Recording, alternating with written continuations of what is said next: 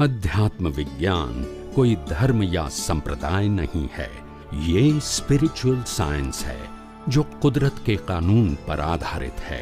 ये विज्ञान पूरे ब्रह्मांड के सभी रहस्यों को उजागर करता है और जीवन के सभी पहलुओं को समझने के लिए एक नई दृष्टि देता है।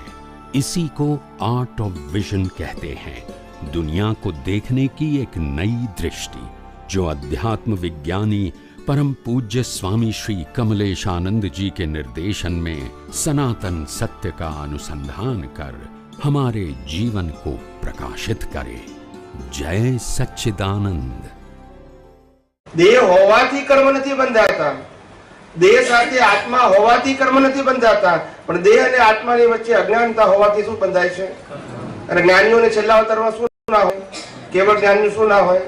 अज्ञान ना होय। तीर्थंकर ने शुं ना होय? अज्ञान ना होय। बाकी बॉडी होय, आत्मा होय, भोगवटो होय, आपड़ा जेवो ज भोगवटो होय, आपड़ा करता वारे पण होई शके। ख्याल आई गयो? पण ए लोकोने शुं नथी के जेना आधारे ए लोको मोक्षे जाय छे? तो के शुं नथी? अज्ञान नथी। હવે અત્યારે આપણી પાસે અજ્ઞાન છે અને વિજ્ઞાન છે, તો કરવાનું છે શું? વિજ્ઞાનથી આપણે અજ્ઞાન શું કરવાનું છે? કાઢવાનું છે। છેલ્લા અવતારની અંદર અજ્ઞાન કાઢવાની પ્રક્રિયામાં જ્યાં જ્યાં મને અજ્ઞાન કાઢતા પહેલા જે કંઈ પણ ચાર્જિંગ થઈ ગયું હશે એના આધારે શું મળશે? છેલ્લો અવતાર મળશે। પણ અજ્ઞાન તો મેં આ અવતારમાં સંપૂર્ણ કાઢી નાખ્યું આ લાઈફની અંદર, પણ અજ્ઞાન કાઢવાની જે પ્રક્રિયા છે મારી 60, 70, 80, 90 વર્ષની, એની અંદર જે બીજ નાખી દીધા એનું ફળ તો કુદરત આપશે કે નહીં આપે? આજે મારી 100% અજ્ઞાન નીકળી ગયું, એક્ઝામ્પલ આપું છું 90 વર્ષે, પણ 90 વર્ષ સુધી જે મેં અજ્ઞાન કાઢવાની પ્રક્રિયામાં જ્યાં જ્યાં કાચો પડ્યો ત્યાં ત્યાં બીજ પડ્યું, એ બીજનું શું આવશે?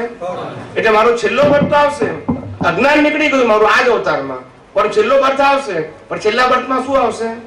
એક બાજુ ઉદય કર્મ અને એક બાજુ આત્મા। હવે અજ્ઞાન તો છે નહીં, તો આ દેહ નો અંત આવે તો આત્મા ક્યાં જશે?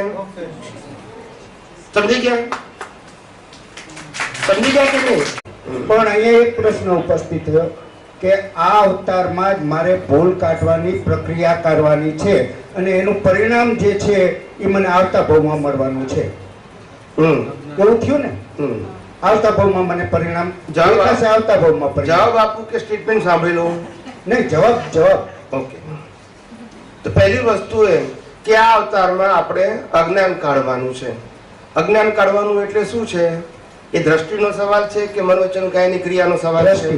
બસ આટલું સમજી લેવાનું। અજ્ઞાન એટલે મનોવચન કાયની ક્રિયા નહીં। દ્રષ્ટિથી હું ચોરી કરું છું, અજ્ઞાન કાઢવાનું, હું સાહુકારી કરું છું, અજ્ઞાન કાઢવાનું, એ કાઢવાનું નથી।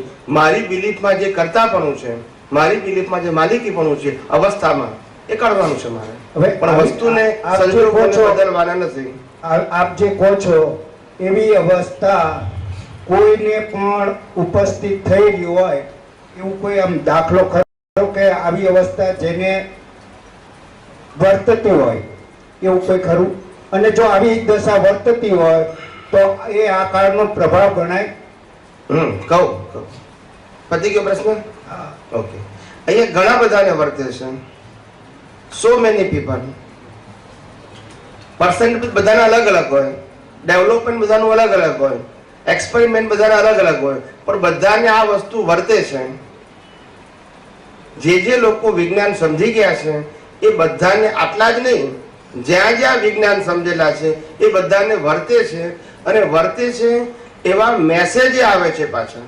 હા, તો મારું કહેવું એમ છે જેને વર્તે છે એમાંનો જો કોઈકનો એકનો, મને નથી હજી વર્તતું એટલે કહું છું કે વર્તતું હોય તો એના પરિણામ સ્વરૂપે એને શું અનુભવ થાય છે એટલો જો મને ખ્યાલ આવે તો મને કંઈક વર્તે એવું થાય।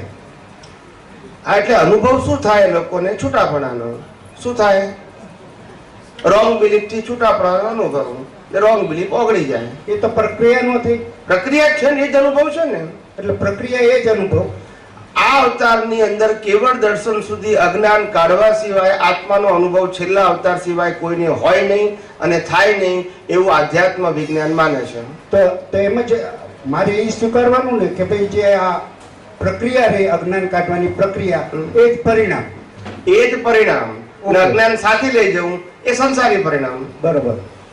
અજ્ઞાન કાઢવું એ મુક્તિનું પરિણામ, અને અજ્ઞાન સાથે જવું એ સંસારનું પરિણામ. બે પરિણામ જ છે.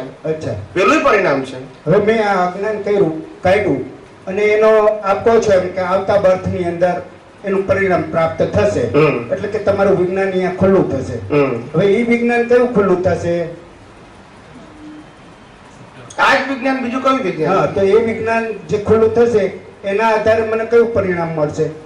એટલે તમારે હવે આજે જે પુરુષાર્થ કરો છો એ આવતા અવતારમાં નહીં કરવાનો. હા, એ પુરુષાર્થ મટી જશે. એનું મારો પુરુષાર્થ જે પૂરો થઈ ગયો એનું પરિણામ મને શું મળશે? એનું પરિણામ છૂટાપણું અત્યારે પુરુષાર્થથી રહેશે, પેલું છૂટાપણું સ્વાભાવિક રહેશે. એટલે મારું ડેવલપમેન્ટ તો કઈ દેખાશે જ નહીં ને. એટલે અજ્ઞાનનો નાશ કર્યો એ તમારું ડેવલપમેન્ટ. લૌકિક જગતમાં જેની પાસે નોલેજ બહુ હોય, જ્ઞાન બહુ હોય, એને ડેવલપમેન્ટ કહેવાય. હું ડેફિનેશન આપું છું. લૌકિક જગતમાં જેની પાસે જ્ઞાન હોય, નોલેજ હોય, જેને આ ભૌતિક વસ્તુઓનું જ્ઞાન હોય, એને ડેવલપમેન્ટ કહેવાય. આધ્યાત્મિક જગતમાં આ બધું જ્ઞાનને અજ્ઞાન સ્વીકારી નાખે એ ડેવલપમેન્ટ છે. બરાબર. એટલે આવતા ભાવમાંથી પરિસ્થિતિ ત્યાંથી આગળ નથી વધતી, એવું થયું ને. એટલે આગલા અવતારમાં અજ્ઞાન તમારી પાસે નહીં હોય, આગલા અવતારમાં અજ્ઞાન નહીં હોય અને માટે એક પ્રશ્ન હશે. પછી પ્રશ્ન બોડી ને આત્મા બે હશે, ખાલી પ્રશ્ન નહીં હોય. પછી તો એ કઈ સ્થિતિ કહેવાય? એટલે એને કહેવાય કે જ્ઞાન દશા. જ્ઞાનીઓને પ્રશ્ન કેમ ઉભા ના થાય? એટલે પછી જ્ઞાન દશામાં માત્ર જોવું અને જાણવું એ જ પરિસ્થિતિ. પછી છેલ્લે અંત કોણ આવશે અને આત્મા ક્યાં જશે? કારણ કે નવા કર્મ વાતા.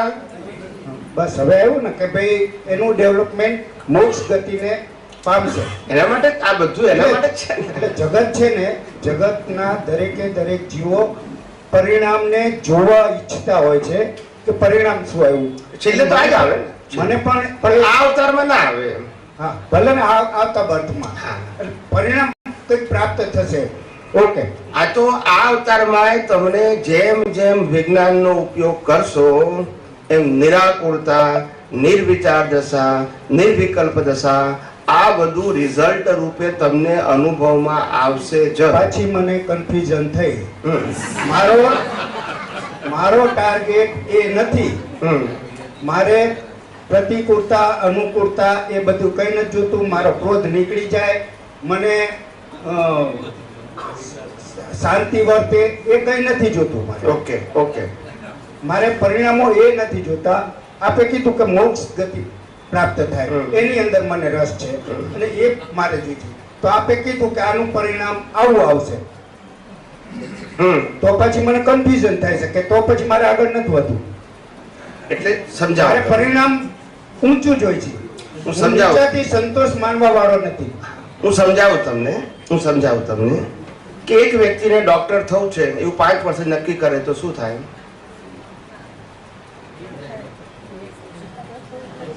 તમે જવાબ આપો. વ્યવહારની અંદર બંને બાજુ જવાબ હોઈ શકે. તમારે જે બાજુ આપવા હોય. વ્યવહારના દાખલાની અંદર ઘણા બધા સંયોગો કામ કરતા હોય, એટલે વ્યવહારનો દાખલાથી મને નહીં સમજાય, કેમ કે એના ઘણા બધા જવાબો આવે. બરાબર છે. પણ આપે કીધું કે ભાઈ એનો નેક્સ્ટ બર્થમાં મોક્ષનું પરિણામ આવશે તો એ મને સ્વીકાર્ય છે. પણ પાછું એમ કીધું કે ભાઈ એનું પરિણામ તમને સાતા ઉપજશે, આનંદ પ્રાપ્ત થશે, એવું બધું જે કંઈ કીધું તો એવું કંઈ મારે પ્રાપ્ત કરવું નથી. એટલે મારો ટાર્ગેટ ઊંચો છે. એટલે આમાં કેવું છે સમજાવું તમને કે ઘઉં આવીએ ને તો ઘાસ આપણને ના જોઈતું હોય તો એ મળે, માગવાનું ના હોય આપણે. એટલે મેં તમને શું કીધું કે અત્યારે આ જ્ઞાનનો ઉપયોગ કરશો એટલે તો આ ભાવમાં આ બધી વસ્તુઓ રિઝલ્ટ રૂપે આવશે. એમાં તમારે મેળવવાનું ના મેળવવાનું એ પ્રશ્ન નથી આવતો. તમે અજ્ઞાનનો ઉપયોગ કરો એટલે રાગ, દ્વેષ ને ક્રોધ માનનારું ઊભા થાય, એ તમારે કરવા હોય કે ના કરવા હોય તો રિઝલ્ટ આવશે, એમ કહું છું. હા, એટલે એવું અહીંયા ઘડી આ ના થાય એ રિઝલ્ટ આવે અત્યારે. બરોબર છે. એટલે મારે નથી જોઈતું કે જોઈએ પ્રશ્ન નથી આવતો. એટલે મારે અજ્ઞાની હોઉં તો મારે કે મારા રાગ જોઈતા નથી પણ તો થાય કે એમ કહું છું. બરોબર છે. હવે મારે જોઈતા નથી પણ તો શું કરવાનું?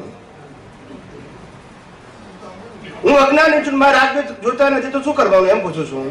મારું કહેવું છે કે તમારો પ્રશ્ન છે પણ આનો જવાબ આપો તો આપણે આગળ વાત થાય એમ કહું છું. હા હા હું તમને કહું છું જ્ઞાનમાં મને જ્ઞાનનો ઉપયોગ કરું તો આવું આવશે, તો તમે કહો છો મારે આવું નથી જોઈતું. હું કહું છું કે અજ્ઞાનમાં મારે અજ્ઞાની છું ને રાગદ્વેષ જોઈતા નથી તો થાય છે એનું કારણ શું? જોઈતા નથી તોય. એટલે બરોબર છે.